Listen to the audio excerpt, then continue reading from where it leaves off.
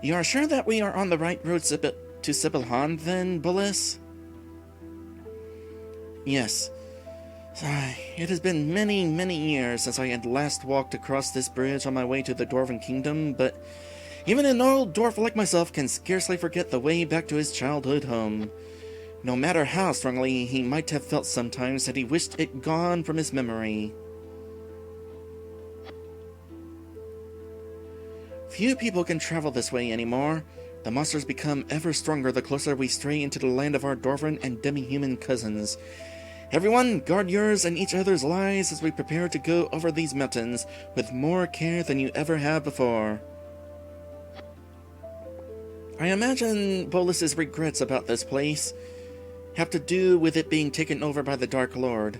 I guess he already did know about that. Jersey shivers. But please don't scare me like that, Mr. Bolus.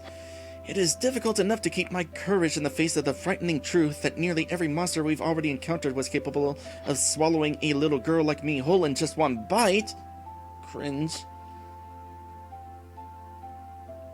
This is it, then. Over the mountains just ahead is where I will likely meet with the most dreaded enemy in my life, and there I must either lose my life by his hand, or stop him once and for all. We'll stand behind you when you face him, Mr. Sarah. Don't worry. Hey, is that another traveler who's going in the same direction as we are? Oh, alright then. I had a feeling that we would be catching up with Sarah soon. Oh, and it's the talking chicken! Dear Mr. Talking Chicken, if you would be such a dear gentleman as to tell me how to get across the Ferris Dahl Mountains.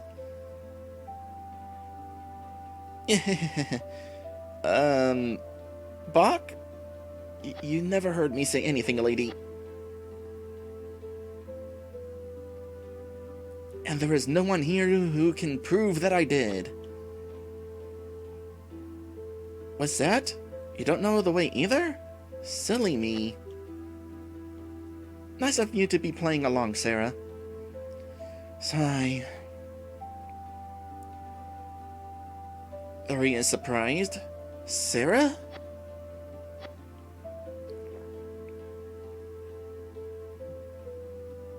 Sarah is speechless. Sarah?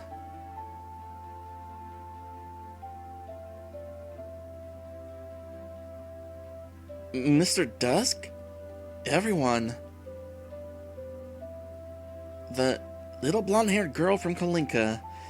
Ah, how many years it has been. My 4 dear friends from the other world. I am so very grateful to have the chance to see you all again. I had hoped with all of my heart that, somehow, our paths would cross again before I would have to bid you our eternal farewell. We're glad to see you again too, Sarah. And you are Mr. Bullis and Miss Tessera, yes? How long has it been? Quite long, dear Sarah. You were just a cute little schoolgirl with a childlike desire to study the ways of white magic when I last saw you. It is a shame that our paths must cross again in a time when we cannot merely sit down to a cup of tea and happily converse as old friends. And you are Miss Jersey Hartshorn, correct? Remember meeting you that time I had come to the Holy City in Miss Iris' company. Jersey smiles. To cure the dear late Princess Rachel of scarlet fever. Your memory is a splendid one, Miss Winters, or Sarah Winters. I am glad to see you again as well, my fellow student in the ways of magic. Sarah, look, I don't understand. Why on earth are you all the way out here? Shouldn't you be with your father taking care of him right now? Is he alright? Sarah looks down. Hey, what is it, Sarah? Is Lyle... father is no longer in this world. Oh no. Mr. Lyle has passed? So, he didn't make it after all, huh? Sigh. Poor Master Lyle. He was such a gentle soul. Sarah, it's my fault. If only I had persisted just a little more in trying to heal Lyle of his terrible injuries, then maybe he wouldn't have... Nay, Sarah, I am the one to blame if Lyle has perished. I had failed to give my servant the strength he needed to act as my able healing hands at such a critical time. Please, do not think such things, either of you. I have already shed what tears that I could for him.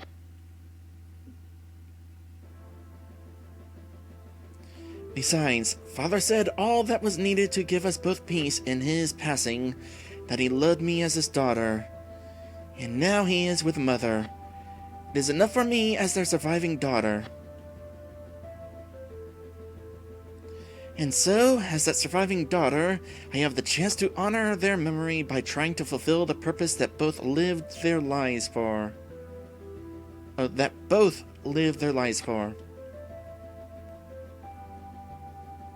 To be the angel of solace that those who suffer turn to in their need.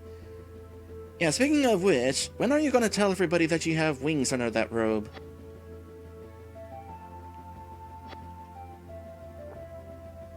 Sarah looks at Boles. You look as though you are already aware of what I intend to say next, sir. I think I do, little Sarah. You are correct in your suspicions. I must now go be that angel of solace for those poor creatures of Ferris Doll who weep for the holy priestess that was lost to them. And I can only hope that my spirit is not so weak that I will fail to reunite our fellow Dwarven and demi-human Elvinians with the rest of the world. It will not be easy, little Sarah, trying to bring two races as lost and confused as they have become back into the world of humans and elves, but I am certain that you of all Elvinians can succeed, if you try with all of that wonderful heart that resides within you, Sarah Winters. She's on her way to Sebelhan as well, Uri. As the group leader, I think you know what that means. Will you be the one to take on the honor of accepting this dear girl into our company? As if I could say anything against the idea anyway. Man, you guys don't know how much of a hassle it can be having to babysit a bunch of lugnuts like yourselves. And that includes you Solus Emzu goddesses. Hee. But I suppose one more Elvinian won't make a difference. Sarah, would you like for us to escort you to Sebelhan? Sarah sounds hopeful. You all would do that for me? Huh, I was so very helpful that you'd ask, Lord Uri. I would have felt so alone and scared trying to cross Ferris Doll Mountains all by myself. I do not believe that I could have made it without you all at my side. Yes, please come with us, Sarah. Oh, thank you! Thank you, everyone! Really! And you, Sir Boles, will you be so very kind as to be my guide in this trying time for me? Both of your parents have been lifelong friends of mine, Sarah, and Lisa was someone in particular who I'd always held in the highest regard. If both of them are gone from the world, then I now pledge my service and my sword to the daughter as I had once done for the mother. Why, Sir Boles. Sarah lowers her head. I am only too grateful for your devotion, Sir Boles. Please know that I do not feign naivete to think that a girl like myself venturing into Sebelhan while wearing the ribbons of the Holy Priestess will be any small accomplishment. But I am certain with all of my heart that, now more than ever, Every Elvinian in this world must be united in love's unfailing bond before the darkness that hovers over us.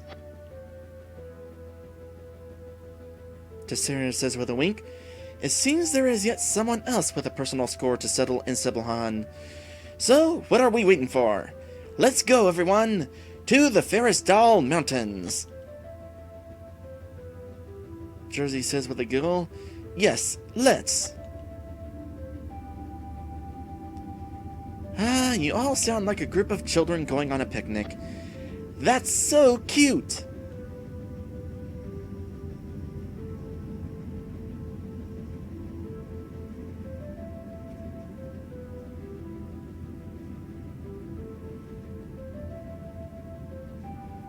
Let me guess, these two are going to be left behind? Yes. Sarah says with an embarrassed blush, "Mr. Dusk, I am so happy to be given this chance to see you again. I was afraid that our last meeting would indeed prove to be the last for us. How much I found myself missing my valiant knight so soon. I missed you very much too, my dear princess." Hehe. "I am so grateful to know that you have not lost the love that you so sweetly confessed to hold for me." Of course I would not forget such words. You are... Gulp. Sarah smiles. "The only person you've ever come to love? My dear sir, it is enough to have been embraced by you that day that I woke to find that you had saved my life from the hands of that luminous elder knight. We both may be shy and awkward at this, but eloquent words are not needed between a princess and her knight, Mr. Dusk. And yes, there is in fact a train going by. I was kind of hoping that it would not be that audible."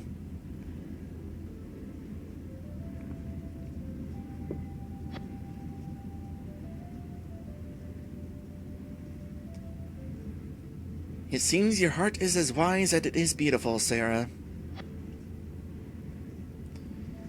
"Ah, my dear brother in the ways of love, whatever shall I do when the day comes that we must part ways forever?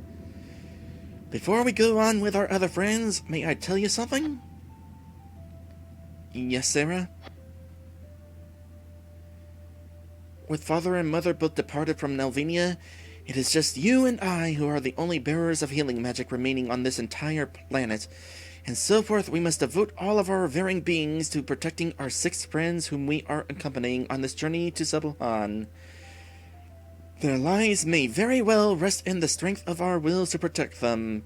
They may need us both at such a time as this. And yes, Mr. Dusk, even at the risk of my leaving the sides of everyone I love in Kalinka.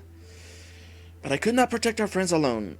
Please be faithfully at my side now, my brother, and let us support those whom we love with all of both of our hearts, side by side." Dusk is taken aback. Yes, Sarah. I won't abandon your side, no matter what happens." "Oh, Mr. Dusk. Do you realize that whenever you speak my name, you almost sound as though you are reverently uttering a prayer?" Giggle.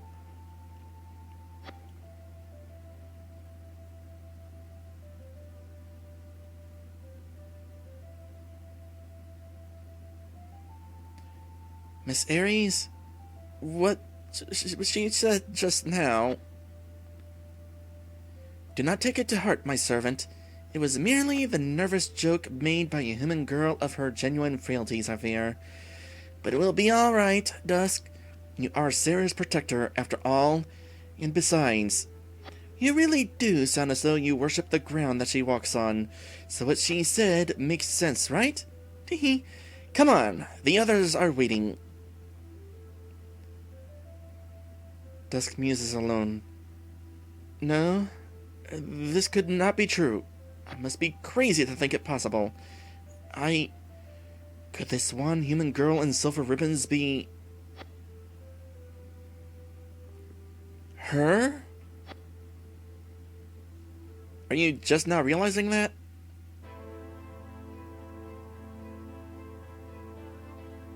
Stripeback says, is he suggesting that Sarah is actually Serena or something?